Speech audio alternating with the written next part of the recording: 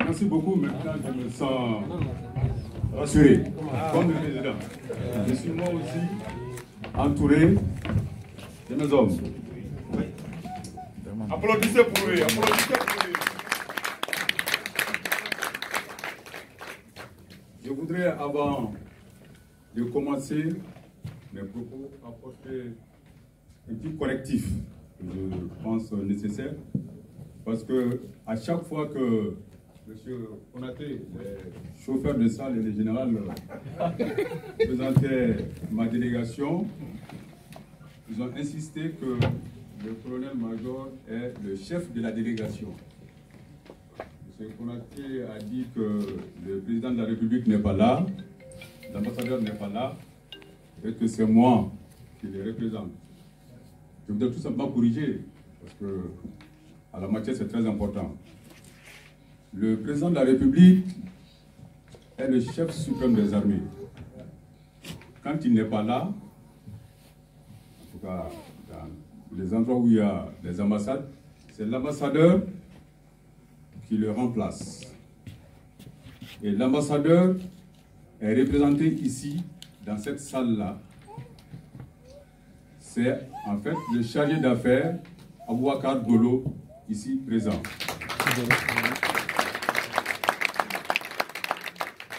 Nous, soldats, nous sommes très attachés à la subordination. Je ne peux pas prendre la tête de cette délégation-là en présence de mon chef. Cette précision, je voulais la faire. Merci beaucoup.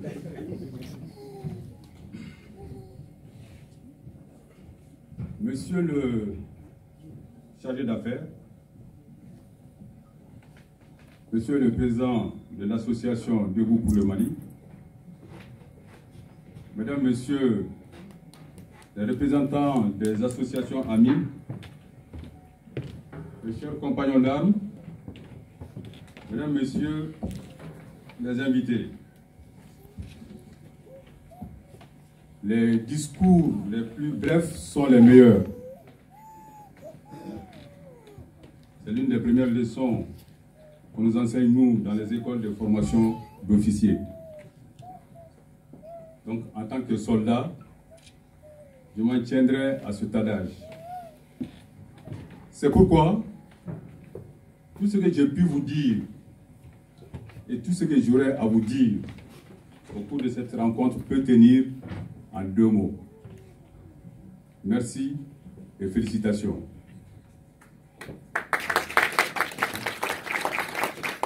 Merci à l'association Debout pour le Mali d'avoir associé la mission diplomatique et consulaire et tout le personnel militaire malien en mission en France à cette belle rencontre.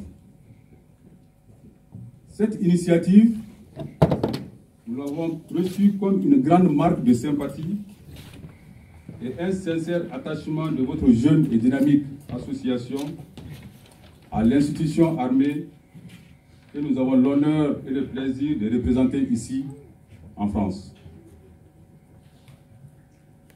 L'association Debout pour le Mali a parfaitement bien compris qu'il est du devoir de tout Malien, qui qu'il soit et où qu'il se trouve, de contribuer à consolider l'union sacrée autour des FAMA, une union sacrée à chaque fois sollicitée par le chef suprême des armées.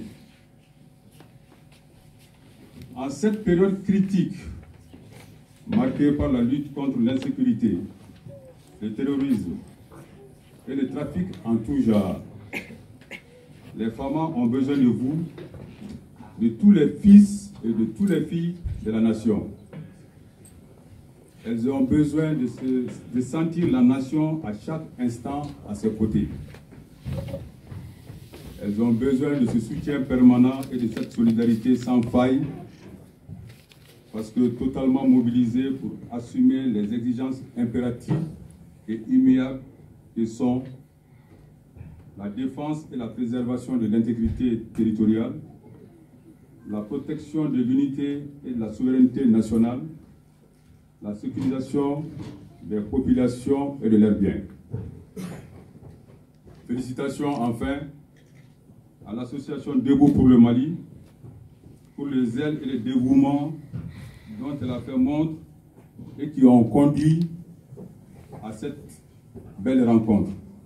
Je vous remercie. Maintenant, je n'avais pas prévu d'intervenir, mais M. Guido, qui était votre point focal, a insisté pour que je fasse une intervention. Donc j'ai proposé de vous parler un peu de l'historique de l'armée. Je vais le faire en 5 ou 10 minutes.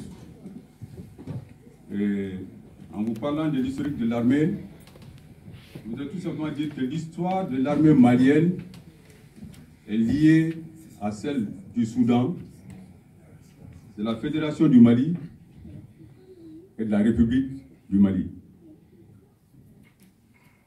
L'armée malienne se reconnaît à travers les grandes armées des empires et royaumes comme l'Empire du Ghana, l'Empire du Mali, l'Empire Songhai et les royaumes du Wassoulou et du Kérédougou. Mais dans un contexte plus récent, elle est héritière du 2e régiment des tirailleurs sénégalais, qui se trouvait être basé à Kati, le 1er régiment étant basé à Saint-Louis au Sénégal. La création des forces armées du Mali, dans sa forme actuelle, intervient de façon formelle à la suite de la proclamation de la République du Mali après l'éclatement de la fédération qui regroupait le Sénégal et le Soudan français. Mais en remontant un peu dans le temps, on s'est dit que les Français ont débarqué pour la première fois à Médine. Ça, c'est dans la région de Caille. Ils se sont installés à Médine dans un fort à partir duquel ils ont engagé les différentes opérations d'attaque. Et la première attaque est partie de Médine sur Saboussiré, qui est une localité aussi dans la même localité, dans la même région de Caille. Pour ceux qui se souviennent, lors des festivités du cinquantenaire, on a essayé de répliquer à peu près les mêmes éléments pour marquer l'histoire.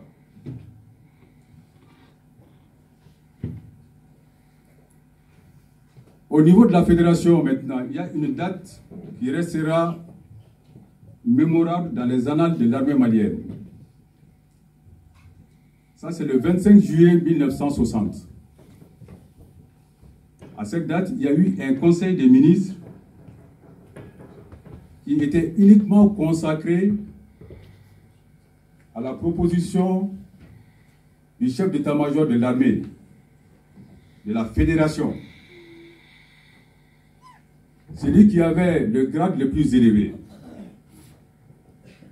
fut proposé par le président du conseil, le président du gouvernement de l'époque, qui était le président Modibo Keïta, au détriment du colonel Fall, qui était soutenu par M.